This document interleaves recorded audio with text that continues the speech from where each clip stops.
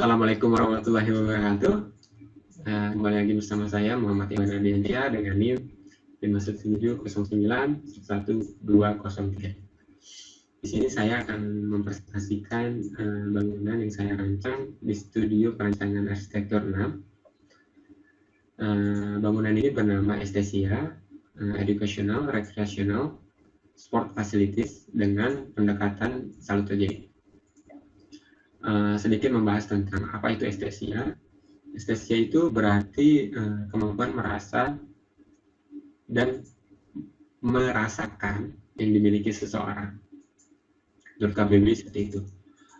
Jadi selain fungsinya sebagai area publik, diharapkan nantinya pengunjung yang datang ke site ini, ke bangunan ini, akan memiliki kesadaran akan pentingnya kesehatan dan akan bermanfaat bagi pola hidupnya di kemudian hari. Dikarenakan beberapa hal sudah pernah dijelaskan di ujian tengah semester lalu, saya hanya akan membahasnya sedikit, beberapa hal mengenai latar belakang, pendekatan, dan site untuk menghemat waktu. Jadi latar belakangnya dikarenakan minat orang-orang, minat masyarakat terhadap olahraga itu semakin meningkat belakangan ini. Juga ternyata penelitian-penelitian menemukan bahwa kesehatan itu semakin penting. Lalu sedikit tentang salutogenic design. Salutogenic design itu intinya untuk menciptakan lingkungan yang memberikan dampak cukup signifikan terhadap kesehatan dan kesejahteraan manusia, di mana besaran-besaran utamanya adalah dengan social support dan hubungan dengan alam. Kenapa hubungan dengan alam? Karena menurut salutogenic design ini, ketika manusia berhubungan dengan alam, melihat alam dan sebagainya, terlibat dengan alam, cenderung akan merasakan lebih rileks, lebih tenang, dan ini akan bermanfaat untuk psikologi manusia itu sendiri. Lalu ada di site, saya akan beri sedikit penjelasan tentang di mana site ini berada. Saat ini berada di Kabupaten Sleman, dekat Terminal Jombor di Yogyakarta.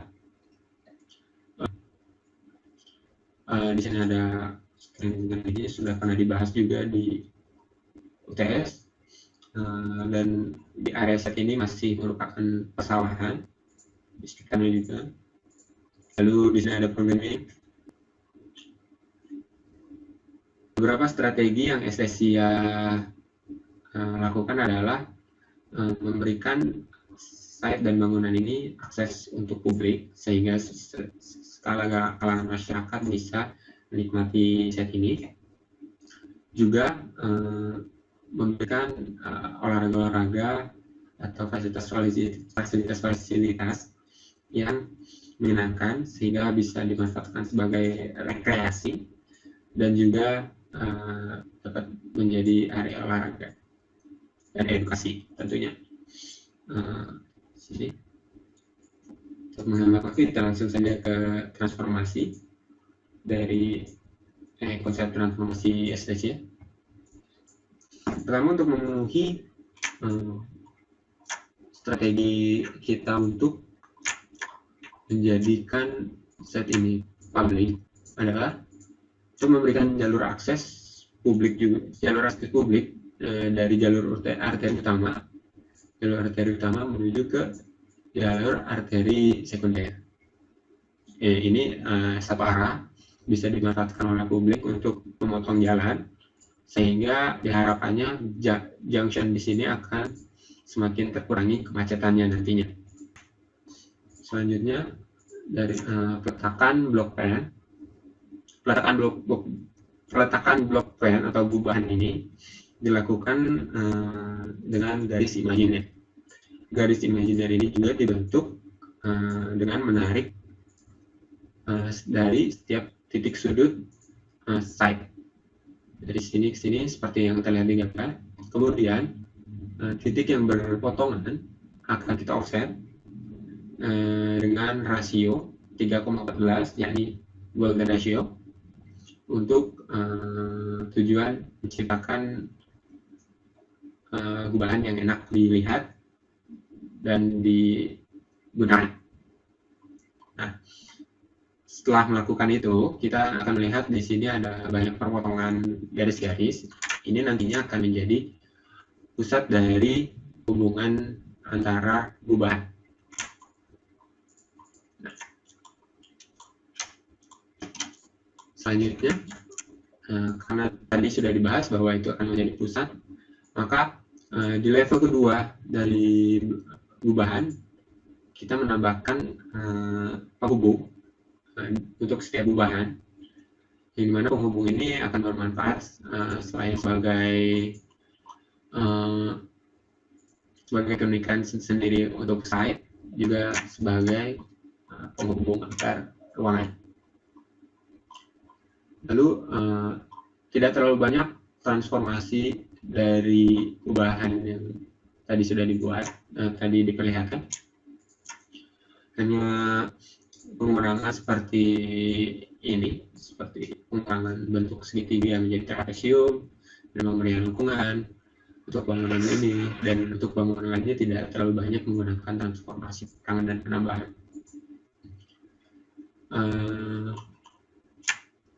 Selanjutnya kita langsung saja ke building konsep. Nah, konsep dari landscape. Landscape ini pertama kita pisahkan menjadi dua zona, yaitu zona outdoor buat publik dan zona outdoor semi publik.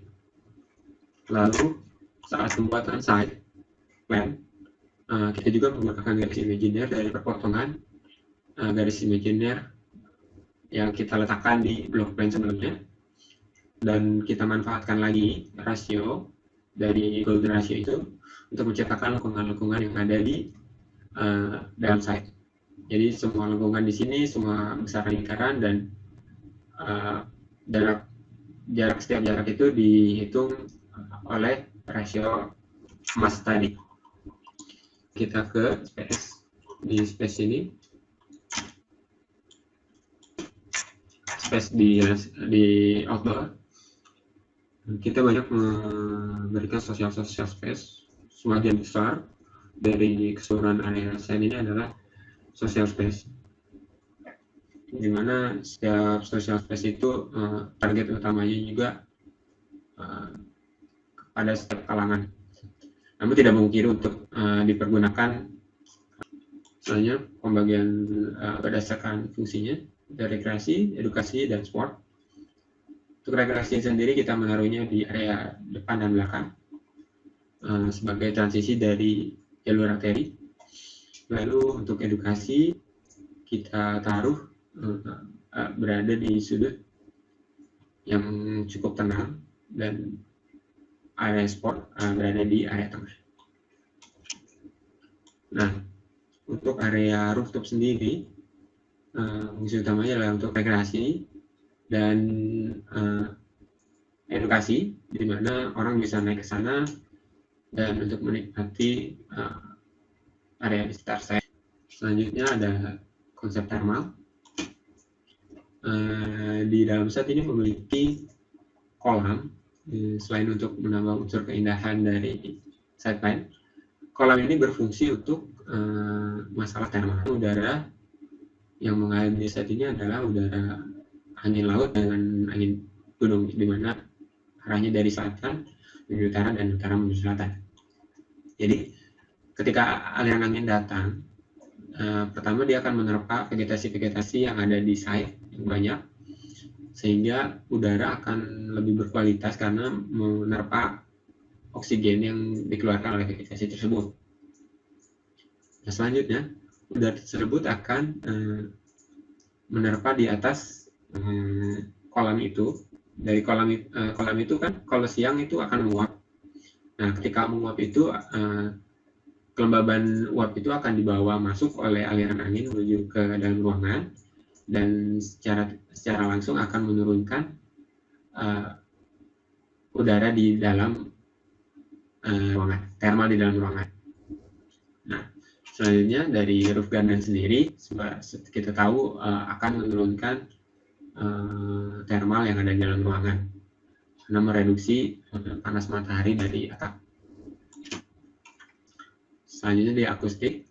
Akustik ini kita memfokuskan hanya untuk gedung edukasi, di mana kita berusaha untuk memberikan ketenangan di gedung edukasi untuk orang-orang bisa nyaman untuk belajar dan membaca di sana. Jadi caranya adalah untuk kita menjauhkan dari pusat kebisingan, yakni jalur arteri utama sejauh 40 meter ke dalam site. Lalu dari gedung-gedung olahraga sejauh 30 dan 20 meter. Lalu dari kolam tersebut juga bermaksud untuk memberikan akustik, suara gemercik air, suara pantulan-pantulan air ke dalam ruangan. Sehingga diharapkan pengunjung di dalam ruangan itu akan merasakan lebih rileks ketika mendengar suara tersebut. Selanjutnya ada konsep energi. Di energi ini kita memiliki fasilitas, yakni payung hijau. Payung hijau ini di atasnya memiliki vegetasi dan juga tertanam solar panel. Jadi payung-payung ini akan menangkap hujan, lalu akan disalurkan ke water hose yang berada di basement, dan air hujan ini akan diolah di filter, lalu masuk ke tangki untuk kemudian dimanfaatkan. Bisa menjadi pemasok dari air kolam, dan bisa dijadi untuk air cuci bersih. Juga solar panel tersebut juga akan disalurkan menuju ruang elektrikal, di mana akan disimpan di baterai untuk selanjutnya dimanfaatkan juga. Sedikit memberitahu, air berlebih dan air sisa yang tidak terlalu kotor dari site akan dibuang dan bisa dimanfaatkan oleh sungai-sungai irigasi yang ada di sekitar site, karena di sekitar site kan sebelumnya saya bilang adalah persawahan. Jadi tidak banyak waste untuk air. Dari saja fasad, building flow dan atau fasad ini tidak terlalu banyak yang aneh, karena salah satu unsur selalu terjadi sendiri adalah untuk membuat desain itu harus mudah dimengerti oleh orang dengan sekali lihat. Jadi kenapa bentuk-bentuknya sangat polos dan rata seperti ini adalah untuk memberikan ketegasan bahwa ya memang seperti ini, seperti itu, maksudnya seperti itu. Namun di gedung edukasi kita menambahkan double fasad untuk mengurangi sinar matahari berlebih yang masuk ke dalam ruangan, karena di EduHouse ini kita menggunakan banyak sekali bukaan.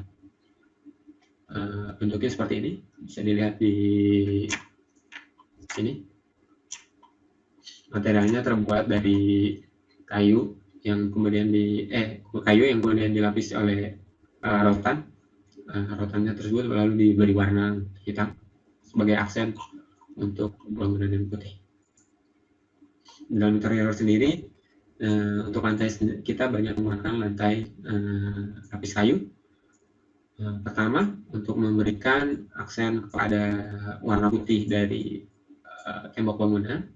Kedua, untuk memberikan udara yang lebih minim residu bahan-bahan dari material yang biasanya ada di pasaran.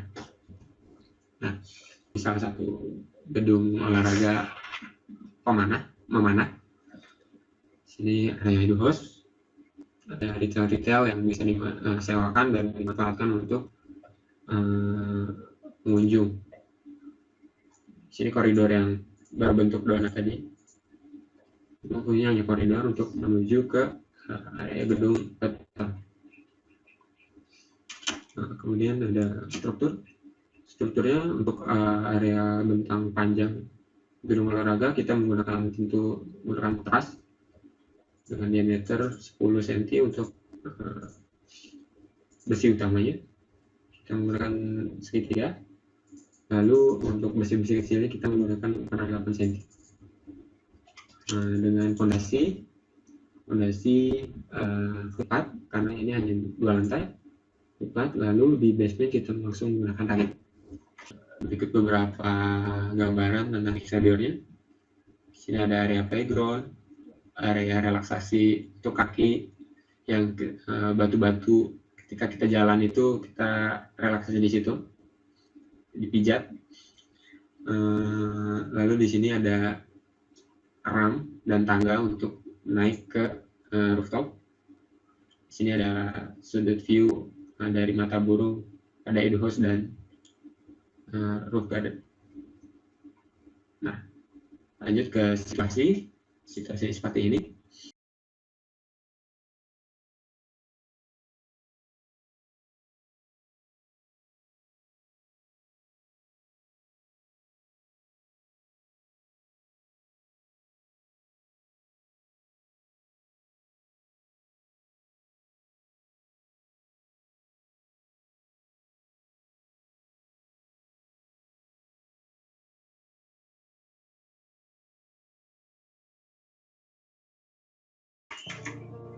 Ya, di sini ada area depannya dari side. Bisa kita lihat ada kolamnya, dan di sini area basketnya. Di sini Edu House yang sebenarnya kita bahas, double fasad untuk mereduksi sinar matahari berlebih. Lalu roof garden, dan sebenarnya di situ ada bisa banyak tempat duduk, cuman belum saya beri di situ. Ramai ke atas. Dalam situ ada gym, area archery. Di sini area relaksasi, orang bisa duduk dan orang bisa berjalan dengan kaki telanjang untuk merasakan relaksasi itu. Atau apa lagi? Pastinya lihat dari hubungan dari rumah-rumah itu berada di pusat si bahan yang berbentuk donat, payung-payung dari kayu hijau. Sebenarnya sekian. Mohon maaf bila ada kekurangan. Saya Muhammad Yohana Diansyah, izin undur diri. Assalamualaikum warahmatullahi wabarakatuh.